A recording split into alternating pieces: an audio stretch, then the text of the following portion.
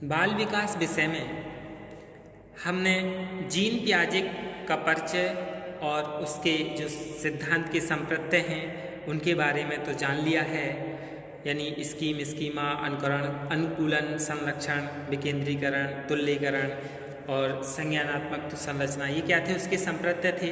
अब हम पियाजे की संज्ञानात्मक विकास की अवस्थाओं के बारे में जान लें कि पियाजे ने संज्ञानात्मक विकास की कितनी अवस्थाएं दी हैं। Piaget's stages of cognitive development. तो इसने जीन पियाजे ने संज्ञानात्मक विकास की 4 अवस्थाएं बताई हैं। कितनी अवस्थाएं बताई हैं? 4 अवस्थाएं बताई हैं। तो सबसे पहले हम इनकी जो अवस्थाएं हैं उनका नाम याद कर लें। पहला है संवेदी पेशीय अवस्था, जिसे हम इंद्रिय गामक अवस्था या पेशीय गामक अवस्था या इसके लिए कई नामों से भी जानते हैं। तो इसलिए हम इंग्लिश में याद कर लें सेंसरी मोटर स्टेज। यानी जीन पियाजे की जो 4 अवस्थाएं हैं उसमें पहली अवस्था क्या है? सेंसरी मोटर स्टेज, जो कि 0 से 2 वर्ष तक की होती है। जो पहली अवस्था है जीन पियाजे के अनुसार सेंसरी मोटर स्टेज, वो कितनी है? 0 से 2 वर्ष तक है। दूसरा है प्राक संक्रियात्मक अवस्था, इसे पूर्व संक्रियात्मक अवस्था भी कहते हैं। तो हम इंग्लिश में याद कर लें, क्योंकि इंग्लिश में सेम रहता है और हिंदी में कई सारे नाम हो जाते हैं। Pre operational stages. Pre operational stage कितनी होती है? 2 वर्ष से 7 वर्ष तक होती है। संज्ञानात्मक विकास की जो दूसरी अवस्था है प्री ऑपरेशनल स्टेज, ये कितनी होती है? 2 से 7 वर्ष तक होती है। और इसके लिए जो दूसरी अवस्था है इसे 2 भागों में बांट रखा है। एक प्री कॉन्सेप्चुअल स्टेज, यानी ये ऑपरेशनल थी, ये कॉन्सेप्चुअल है। ये संक्रियात्मक थी, ये संप्रयात्मक यानी प्राक संक्रियात्मक अवधि, जो कि 2 से 4 वर्ष तक होती है। दूसरा भाग है इसी का ही अंतर्दर्शी चिंतन, यानी इंट्यूटिव थिंकिंग, ये 4 से 7 वर्ष तक होती है। तो 2 से 7 वाली 2 भागों में बटी थी, 2 से 4 और 4 से 7। अच्छे से याद हो गई होगी। यानी जीन पियाजे की 2 अवस्थाएं के बारे में देख लिया। तीसरी अवस्था है मूर्त संक्रियात्मक अवस्था भी कहते हैं, ठोस संक्रियात्मक अवस्था भी कहते हैं। तो ये कितनी होती है? 7 से 11 वर्ष तक की होती है। जो जीन पियाजे की तीसरी अवस्था है वो 7 से 11 वर्ष तक होती है, जिसे हम कॉन्क्रीट ऑपरेशनल स्टेज कहते हैं। Concrete operational stage.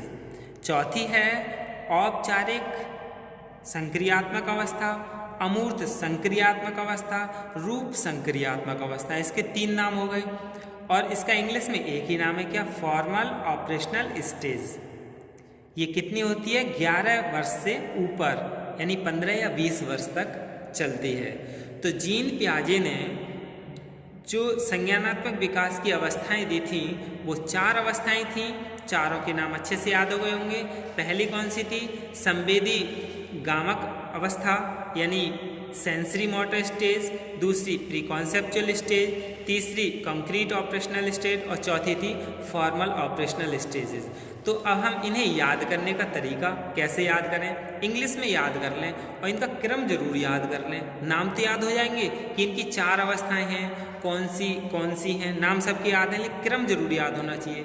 क्योंकि इस तरह से पूछ लिया जाता है कि जीन पियाजे की संज्ञानात्मक विकास की तीसरी अवस्था का क्या नाम है, या चौथी अवस्था कौन सी है, पहली अवस्था कौन सी है, दूसरी अवस्था कौन सी है। इस तरह से ऑब्जेक्टिव पूछे जाते हैं। सबसे ज़्यादा प्रश्न इन्हीं 4 अवस्थाओं में से पूछे जाते हैं और प्रत्येक शिक्षक प्रशिक्षण या जो भी पात्रता परीक्षाएं हैं शिक्षक संबंधित, उन सब में ये जरूर पूछे जाते हैं।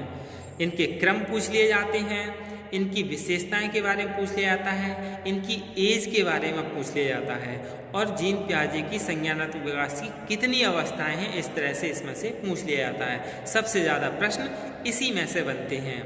तो इसे कैसे याद करेंगे? इस तरह से लिख लें SPCF, यानी इसे नहीं भूलेंगे। Sensory motor stage, pre concept यानी प्री ऑपरेशनल स्टेज, या सी का मतलब है concrete operational stage, FF formal operational stage, SPCF, यानी इस तरह से क्रम इसका हम नहीं भूलेंगे। इसके बाद अब हम एक एक करके इनके बारे में जान लें विस्तार से कि क्या है। सबसे पहला है संवेदी पेशीय अवस्था। ये तो पता है कितने से कितने तक है, 0 से 2 वर्ष तक है।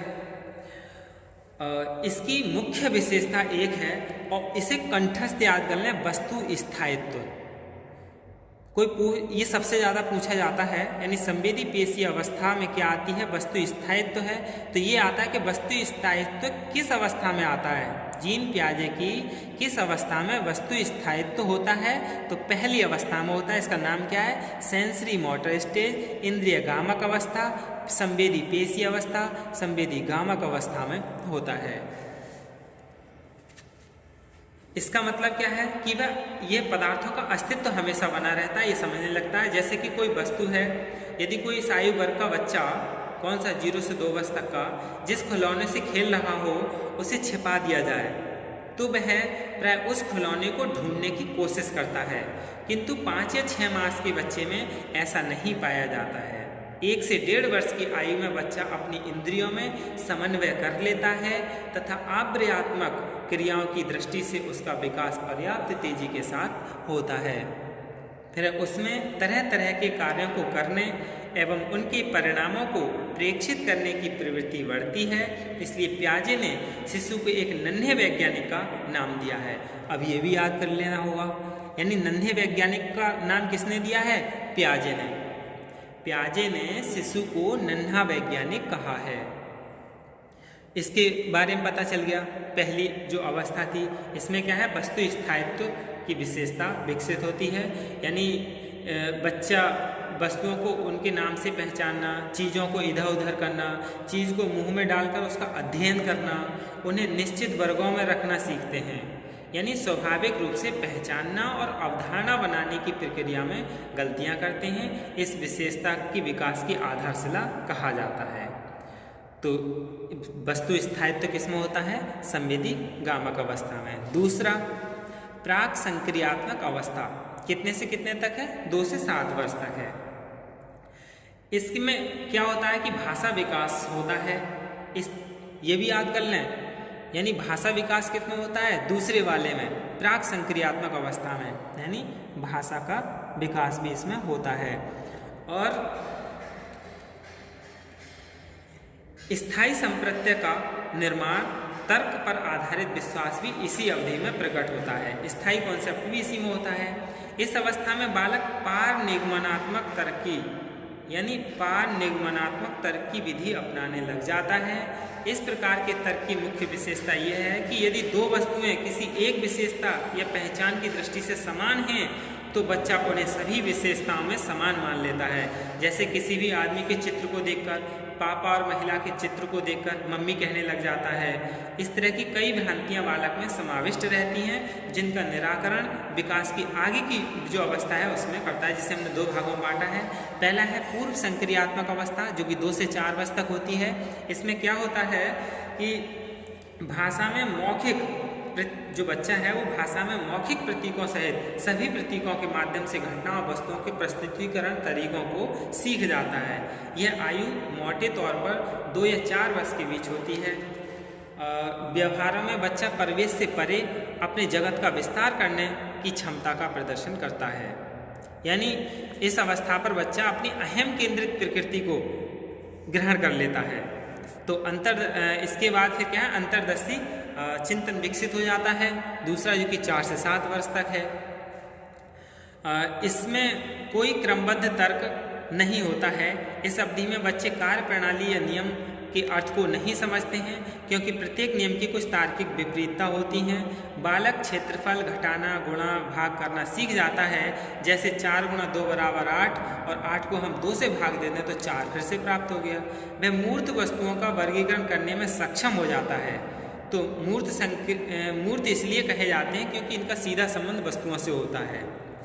यानी गूंथा हुआ आटा है, उसका हम एक गोला बना दें और एक अंडाकार बना दें और एक बेलनाकार बना दें। आटा 1 किलो ही है, तो क्या है, मात्रा के संरक्षण के नियम क्या है इसमें सीख जाता है कि बारी बारी से हम बच्चे के सामने रखें तो वो यह नहीं समझ पाता कि इनकी मात्रा में कोई अंतर आया है या नहीं आया है।